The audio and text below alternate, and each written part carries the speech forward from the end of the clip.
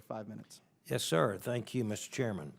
Dr. Sullivan, NOAA independent review team recommended a gap filler mission as a way to help mitigate potential gaps in the afternoon polar orbit and make NOAA's polar satellite program more robust. What is NOAA doing to address this recommendation, and how are those plans reflected in fiscal year 17 budget requests? And are there any other options that NOAA is examining that can enhance the robustness and resiliency of the polar satellite programs? Thank you for that question, Mr. Babin.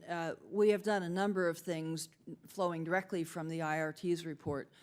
For one, we structured the Polar Follow-On program in a fashion that allows us to shift directions on that if need be and launch a gap filler satellite in the early 2020s timeframe.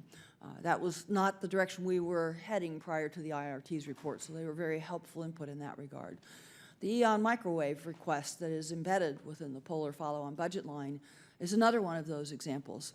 As I have indicated, it is an existing technology. We would propose to benefit from investments other parties have made in bringing it to its current stage, but to apply some NOAA investment to take it the next steps and really determine and confirm that it could meet the microwave sounding needs that we have. Should that prove true, and we're fairly confident that it would, then EON Microwave has a prospect to serve as a gap filler as well. Okay, thank you.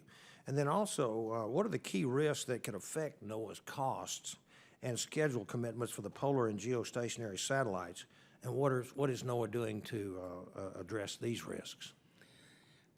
Thank you for that question also. Some of the big risks that we had been prone to or vulnerable to in that, in fact, we've retired a little bit with the first-year funding for the Polar Follow-On program. Because one of the biggest risks when you need multiple satellites to provide the kind of continuity that we need in the weather arena is that you break production, and the companies, the private sector companies that are working on producing these, release their workforce, lose the tooling, lose the engineering expertise. So as the IRT also pointed out, we had basically been buying a satellite at a time, which is the least cost-effective way to do it. The Polar Follow-On program moves us back in a direction of a robust constellation by the early 20s and gets back some of that obsolescence and workforce and engineering risk that happens when you start and stop any complex program. So that is certainly one thing.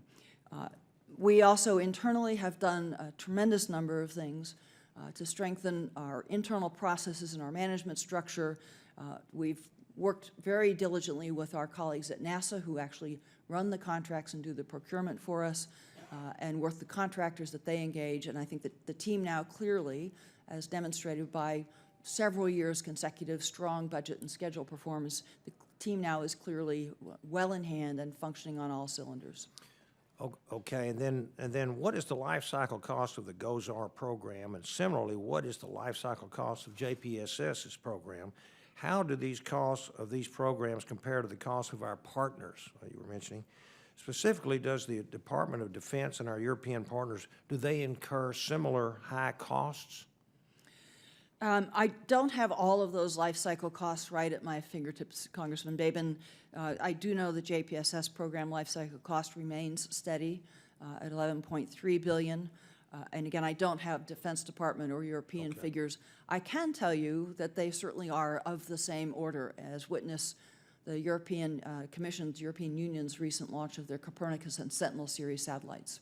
Well, I was just wondering if they've dealt with the same number of delays and cost overruns that NOAA has had.